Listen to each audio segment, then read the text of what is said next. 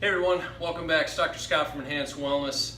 I want to follow up on our hip, pelvis, and low back video series. We talked about the connectedness between that region of the body. We also showed you a few key mobility exercises for that area of the body, namely the hip flexors and the rotators of the hip. Since that time, I've gotten a lot of great questions on, hey, what about the hamstrings? Let's not leave those out. So today we're going to devote to a couple of key ideas about opening up the hamstrings, more mobility in the hamstrings. So I'm first going to show you the thing that we tend to see most frequently, and that is the stretch that involves sitting down, straightening the legs, and then the attempt is to touch the toes, or to get as far down the legs as you can get. The problem with this movement, as most of you are probably going to be able to see, is that my back is rounding excessively for me to reach this target.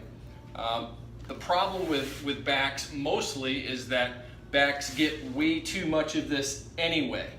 We get too much of that from prolonged sitting, the time we spent behind our desk, in our cars, etc., really loads the back in flexion positions that end up being a problem.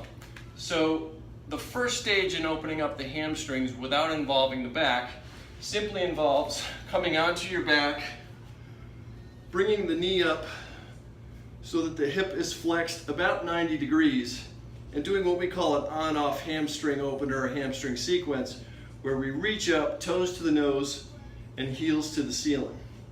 We do this in an on-off fashion because we're not only just stretching and mobilizing the hamstrings, but we're also mobilizing the sciatic nerve.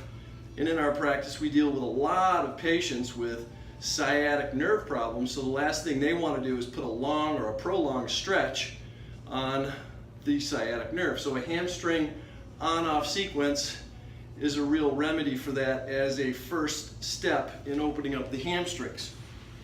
So you want to complete that both sides and compare side to side. So if you're finding that one side is stiffer and more restricted than the other, then the goal becomes to even out those hamstrings. Just like with our other exercises, our left side and our right side should be as symmetrical and balanced as possible. And that's when our body is happy. So hopefully these ideas that we shared today will help to complete your hip, pelvis, and low back mobility series. I'm going to be sharing some more information regarding this important area of the body in future posts. If you're liking what we're putting out, please make sure that you subscribe to our YouTube channel and or like us on Facebook so that you can be sure to get information when we post it out to you.